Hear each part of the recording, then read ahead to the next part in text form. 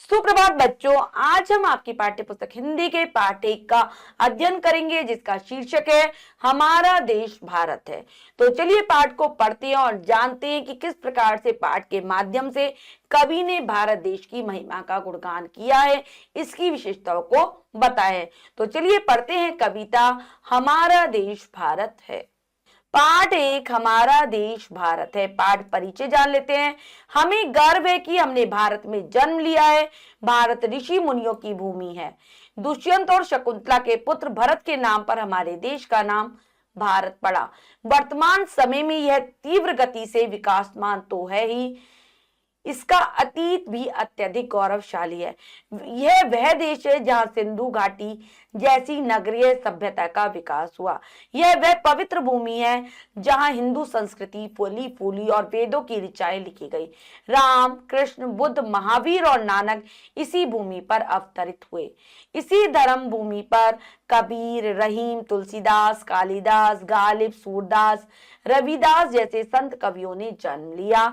यहाँ की धरती पर गंगा, यमुना, गोदावरी, कावेरी, सतलुज, कृष्णा, ब्रह्मपुत्र आदि पवित्र नदियां बहती हैं। आइए प्रस्तुत कविता में अपने राष्ट्र भारत के विषय में जानें। तो चलिए पढ़ते हैं कविता के माध्यम से अपने देश की विशेषताओं के बारे में। क्या कह रहे हैं कवि? हमारा देश भारत में है। हमारा नहीं, हमारे देश भारत में है। नदी गोदावरी गंगा, लिखा भूगोल पर युग ने हमारा चित्र बहुरंगा।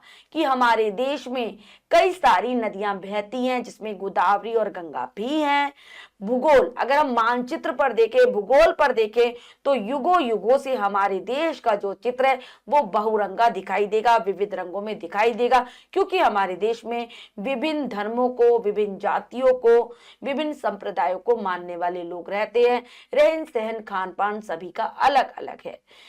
हमारे देश की माटी अनोखी मूर्ति वह घड़ती, धरा क्या स्वर्ग से भी जो गगन सोपान पर चढ़ती। हमारे देश की जो मिट्टी है वो अलग अनोखी प्रकार की, अलग प्रकार की, विचित्र प्रकार की मूर्तियां बनाती है, विचित्र प्रकार की मूर्तियों का निर्माण करती है, यानी कि विभिन्न प्रकार के मनुष्यों को बनाती है, हमारे भारत के नागरिकों को बनाती है। धरा क्या स्वर्ग से भी जो गगन सोपान चढ़ती। जो पृथ्वी की बात हम क्या ही करें, स्वर्ग से भी गगन की सीढ़ियां चढ़ती, आसमान की सीढ़ियों पर बढ़ते हैं, यानी कि यहाँ के निवासी लगातार ऊंचाई के पथ पर अग्रसर है।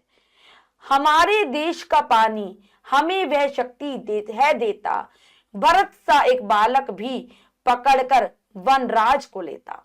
क्या कह रहे हैं? हमारे देश के पानी में वह शक्ति है, हमारे देश के पानी में वह बल है कि वो एक छोटे से बालक भरत को भी इतना मजबूत, इतना ताकतवर, बलवान बना देता है कि वो वनराज यानी कि शेर को भी पकड़ लेता है।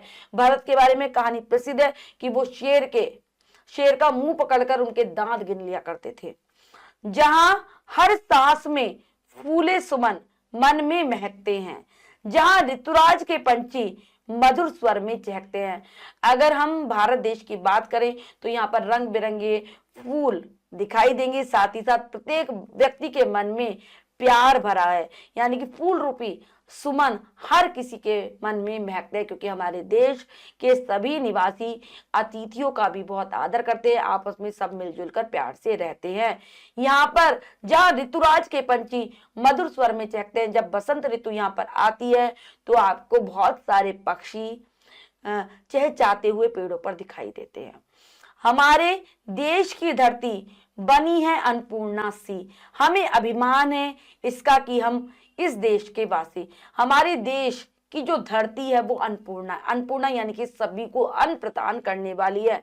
हमारा देश अन्न से भरपूर है क्योंकि हमारी देश में अन्नपूर्णा माता का निवास है। हमें अभिमान है, हमें अपने देश पर गर्व है, अभिमान है कि हम इस देश के वासी, हम इस देश भारत देश के नागरिक हैं। शब्दार्थ है बच्चों, बहुरंगा कई रंगों का गढ़ती निर्माण करती, धरा पृथ्वी सोपान सीढ़ी, वनराज शेर सुमन फूल, ऋतुराज बसंत ऋतु, अन्नपूर्णा अन्न की अधिष्ठात्री और अभिमान गर्व। आगे क्या कह रहे हैं कवि विशेषता बताते हुए, जहां हर सीप में मोती जवाहर लाल पड़ता, हमारे देश में हमारा देश विभिन्न रत्नों से भी भरपूर है। यहाँ के हर सीप में मोती आपको मिल जाएगा। समुद्र से जो सीप निकलते हैं उसमें मोती हैं।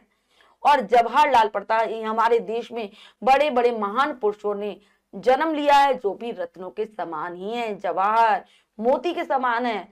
जहां हर खेत सोना कोयला हीरा उगलता है, हमारे देश में विभिन्न प्रकार की फसलें उगाई जाती है। हमारा देश हरियाली से भरपूर है। हमारे खेतों में तो फसल रूपी सोना उगता ही है। इसके अलावा हमारे देश में कोयले के भंडार है और कोयले की खानों से हीरा भी निकाला जाता है। सिकंदर विश्व विजयी की जहां तलवार टूटी थी, जहां चंगेज की खूनी रंगी तकदीर फूटी थी। हमारे देश को जब जीतने के लिए सिकंदर आया था, जिसने पूरे संसार को जीत लिया था, लेकिन यहाँ से वह वापस लौट गया था। यहाँ पर आकर उसकी तलवार टूट गई थी, वह वापस चला गया था। चंगेज खान, जिसको बहुत बड़ा खूनी दरिंदा माना जाता था, ऐसा लगता था भारत आकर उसने अपनी किस्मत को ही फोड़ लिया, यानी कि भारतीय वीरों ने उसका बहुत वीरता के साथ सामना किया था।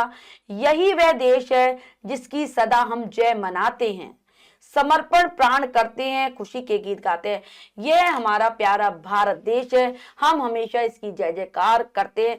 साथ ही साथ हम चाहते हैं कि हमारा देश हमेशा विजयी रहे। अपने प्राणों का समर्पण करने से भी हम डरते नहीं हैं। अपने प्राणों को निछावर कर हम अपने देश के लिए खुशी के गीत गाते हैं। हमारे देश में बड़े बड़े वीर हुए हैं जिन्होंने अपने प्राणों का निछावर करते हुए जरा सा भी नहीं सोचा, अपने प्राणों का निछावर करते हुए वे गीत गा रहे थे। उदय का फिर दिवस आया, अंधेरा दूर भागा है, इसी मधुरात में सोकर हमारा देश जागा है। हमारा देश बहुत दिनों तक गुलामियों की बेड़ियों में रहा। ऐसा लग रहा था कि हमारे देश में चारों तरफ अंधेरा फैल गया, लेकिन फिर से उदय का दिवस आया। हमारे देशभक्तों ने, हमारे वीरों ने अपने देश को फिर से आजाद कराया। हमारे देश ने आजादी की सांस ली। हमारे देश में चारों तरफ फिर से उजाला फैल गया। और फिर जब हम जीत गए, जब हमने स्वतंत्रता प्राप्त कर ली, कि हम सुखद रात में सोकर जाग गए हैं, हमारा देश जाग गया है। नया इतिहास लिखता है हमारा देश, तन्मय हो। नए विज्ञान के युग में हमारे देश की जय हो। हमारा देश रोज नए नए इतिहास लिख रहा है, बिल्कुल तल्लीन होकर, तन्मय होकर। और नए विज्ञान युग का हमारे देश में प्रारंभ हो चुका है और इसकी हम बार बार जय जयकार करते हैं। अखंडित एकता बोले हमारे देश की भाषा, हमारी भारती से है हमें यह एक अभिलाषा कि हमारे देश में हमेशा अखंडता, एकता बनी रहे। हमारे देश में कभी जातिवाद, धर्मवाद के चक्कर में लड़ाई झगड़े ना हो, ना ही देश का बंटवारा हो। यही हमारे देश की भाषा है। हम हमेशा एक रहना चाहते हैं और माँ भारती यानी कि सरस्वती माता से हमारी यही एक अभिलाषा है, हमारी यही एक इच्छा है कि हमारे देश की अखंडता, एकता को हमेशा बनाए रखना। पाठ लिखा है आरसी प्रसाद सिंह जी ने। पाठ के शब्दार्थ देख लेते हैं। तकदीर, भाग्य, समर्पण, अर्पित करना, न्यौछावर करना, मधुरात, सुखद रात, तन्मय, तल्लीन, भारती, देवी सरस्वती, अभिलाषा, इच्छा, चाह। करते हैं पाठ का अभ्यास कार्य। पहला प्रश्न, सही उत्तर चुनिए। 4 विकल्प है, 3 गलत, 1 सही है। सही को चुनेंगे, सही का निशान लगा देंगे। करते हैं, हमें अपने देश को क्या समर्पित करना चाहिए? फूल, अन्न, अपने प्राण, सोना तो अपने प्राण। सीप से क्या निकलता है? मोती, हीरा, सोना, कोयला तो सीप से मोती निकलता है। ऋतुराज किसे कहते हैं? ग्रीष्म ऋतु को, वर्षा ऋतु को, शरद ऋतु को, वसंत ऋतु को तो वसंत ऋतु को। हमें शक्ति कौन देता है? देश की माटी, देश का पानी, देश का इतिहास, इनमें से कोई नहीं तो देश का पानी। अगला प्रश्न है, कविता की पंक्तियां पूरी कीजिए। तो चलिए करते हैं उचित शब्दों के द्वारा। हमारे देश की माटी अनोखी, क्या जगह? अनोखी, अनोखी मूर्ति, अनोखी मूर्ति वह गढ़ती। आगे, धरा क्या? धरा क्या स्वर्ग, धरा क्या स्वर्ग से भी जो, स्वर्ग से भी जो गगन सोपान पर चढ़ती। जहां हर सांस में फूले सुमन, सुमन मन में, सुमन मन में महकते हैं, सुमन मन में बहकते हैं। जहां ऋतुराज, जहां ऋतुराज के पंछी मधुर स्वर में चहकते हैं। आगे, जहां हर सीप में मोती, जहां हर सीप में मोती, जवाहर लाल पलता है। जहां हर खेत सोना, कोयला हीरा उगलता है। आगे पढ़ेंगे, उदय का, उदय का दिवस, उदय का दिवस, उदय का दिवस आया,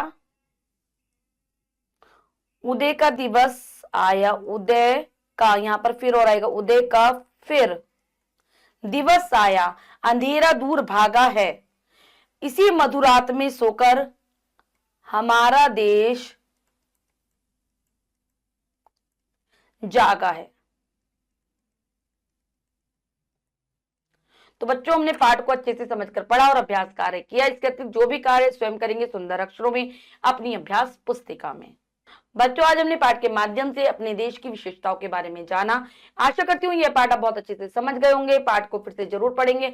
मिलते हैं अगली कक्षा में नए पाठ के साथ। तब तक के लिए स्वस्थ रहिए, प्रसन्न रहिए। धन्यवाद।